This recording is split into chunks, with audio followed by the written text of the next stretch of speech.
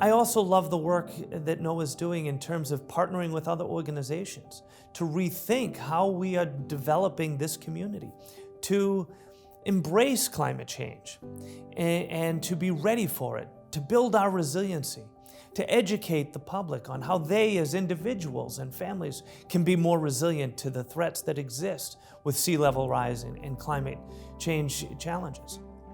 This work is truly some of the most impactful that we do. And it's critical not just for our community here, but for others to look to NOAA as an example. We are leading a charge that needs to be led, and we are taking on that initiative full force and with great pride, knowing that it is changing the course of East Boston and the world. The Health Center's been terrific in giving us information on COVID. They will again, and we want to work with them on resiliency to make all of us personally and culturally and in our neighborhood and community resilient. That is, if there's a challenge, we want to be able to meet it, bounce back, and grow from there. So we hope 2021 will be the year of resilience. Some of you might have joined us on November 14th for what we call our Resiliency Assembly. We had some wonderful speakers from the Office of Emergency Management, from the Boston Public Health Commission. Nancy Smith is always terrific, as I've said to her many times. Rich Serino, who used to be the director of Boston's EMS system, who then went to work as assistant director of FEMA under President Barack Obama years ago. So Rich spoke to us about how to do resilience as a whole community. That is, we're not just working or waiting for the police, the fire, other perfectly wonderful first responders to come to our aid and take us out the front door and show us where the next food stop is going to be. If there's a flood or if there's a natural disaster, we have to be prepared to help each other. We want to grow the resilience network so that the little pods that have grown up, we might be able to connect into a stronger resilience network in 2021. So again, if there were a storm surge event, and I do want to give a plug to Dr. Paul Kirshen and UMass and our friends from overseas in Ireland who put together this terrific video. So we're very vulnerable, particularly in Maverick and Central Square. So I'm sitting in my office here, about 100 yards behind me is Central Square. So that video showed what would happen if a bombogenesis storm of the level of, say, Superstorm Sandy or that bombo storm were to occur in 2030, and we had not yet been able to put the protections in place, let's call it green and gray infrastructure, on the waterfront in Liberty Plaza. That water would flood into Central Square. It would go right past Justin's office, right down the street. Hopefully he would be protected with sandbags, but probably not. So there's a couple feet of water coming in, going down Meridian Street, and it isn't far from the tunnels. And so at that level, the tunnels, the Callahan and Sumner tunnels, will actually flood. And we want to get your feedback on that as we go along. But we're showing it not just to say this is really bad, but how do we work together? Again, resilience. So working together as a neighborhood, as small business community, as individuals, as bicultural peoples. Who speaks climate? We've said nobody speaks climate except some of the professionals. So we want to learn what this actually means. So the video is an educational tool that we want to share with you to spur you to action. When we make changes on the waterfront, and there is denser development built down there, and it isn't just for the private owners, we're going to want some concessions and mitigation on both open space, green space, and on affordable housing, workforce housing, so the neighborhood remains one for all of us. We are working with Arcadis, a internationally known firm. They were selected to do the Climate Ready 2 study, which focuses on, as you might know, Chelsea Creek, Constitution Beach, Suffolk Downs, and of course the wonderful Belle Isle. I want to compliment the Belle Isle community for working on that now for, I think, almost 40 years and preserved what is a national treasure. We need to work, again, as you know, and many of the advocates know, to work with Winthrop and Revere to preserve that marsh. The city can't do it by itself, and a study by Tom may tell us what to do, and Arcadis will help define what some of the parameters are for, again, green and potentially gray infrastructure. But it's one of the studies that we're a part of. We hope to be part of others in Central Square and now on Maverick Square. So our role is to help bring people to the table, to help the neighborhood gain its voice through NOAA, to bring climate and sea level rise and storm surge protections to our community, to get them in the budget, because a plan is great, but a plan needs a budget. So when you get to a certain point, it's not over till you get it in the budget, and that's going to be happening in these next couple of years. My particular expertise is more dealing with the impacts of coastal flooding because of rising sea level. But some of the scenarios show large portions of East Boston being flooded by 2050 or so, and just essentially the hills might only be left.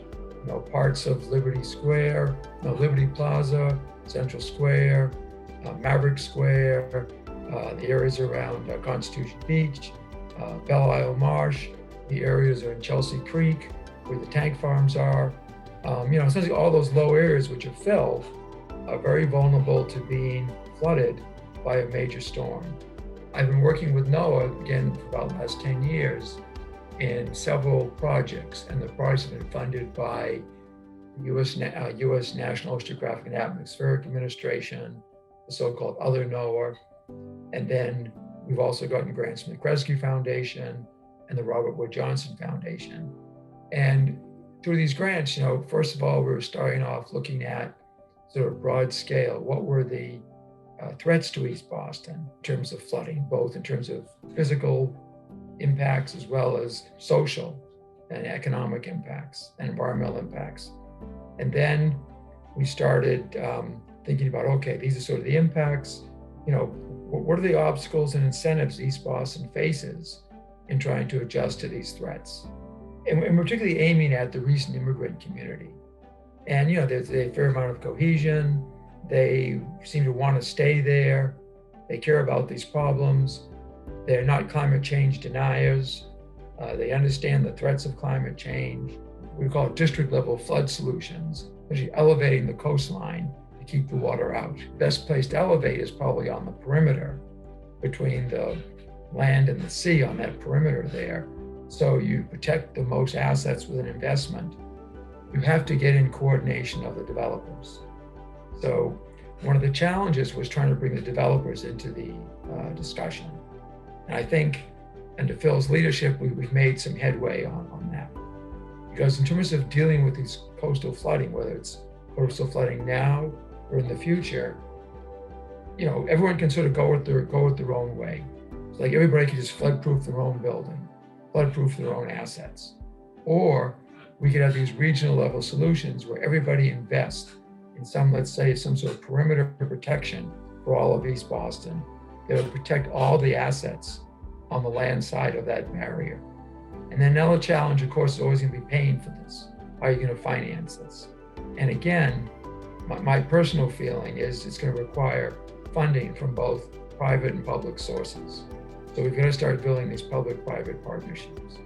Understanding of the social goals and the social situation and the inequities in East Boston, but also being aware of the institutions which drive Boston, which are the government and the private interest.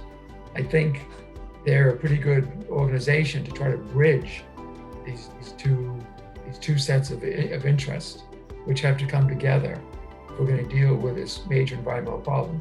So you need an organization that is, thinking about the present, which NOAA certainly is, but also thinking about what's going to be like 50 years from now. Because the only way we can sustain the gains we make today is to make sure they're going to function in the future. And that's why it's also good to invest in the youth, right? So you got to think about all these components, think holistically about solving these problems. NOAA is an incredible partner for the city of Boston. East Boston is a critical neighborhood for all of our climate change plans in the city of Boston because of the socially vulnerable population that lives in East Boston. And that's the population that NOAA is focused on. So NOAA helps us reach out to that community. NOAA helps us plan with that community because that's what's important. And that's a lesson that we've learned from NOAA.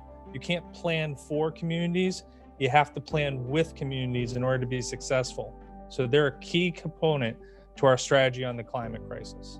Strictly looking at just like human and environmental health, every decision related to, what's being developed, how is it being developed, what kind of open space is being included in new development or redevelopment, what's happening with tree canopy for air quality, what's happening along the shoreline, is that being developed in a sustainable way, knowing that we're going to get continued sea level rise, is there adequate buffers? So, and East Boston's surrounded by water, right? And so that's key that those efforts continue. But that's just a small piece of the puzzle. So we were able to meet and talk about the nitty-gritty of, where do we want to do plantings in the future? What's not working with the irrigation and how to get water to trees during these super intense drought periods. I also got a chance to see their setup for actually the mobile setup for watering the trees, which was phenomenal. So I got a close-up look, and it was great getting their perspectives. And I think we just kind of solidified a plan for next year, how we can kind of improve that program. And this year we've had very few corporate volunteers. Despite that, this year I think we've had great support from NOAA as far as the youth crew that's been helping us. In fact, I went out many times over the summer and I kept saying to myself, why is Condor Street so clean? And then I remembered, oh my gosh, it's NOAA's environmental youth team. Climate resiliency programs, tree planting programs, anti-litter campaigns, all of that is going to make the community healthier, more livable in the end. And everything hinges on decisions, behaviors, and attitudes that are formed in those early years. So I think it's a really good investment on NOAA's part.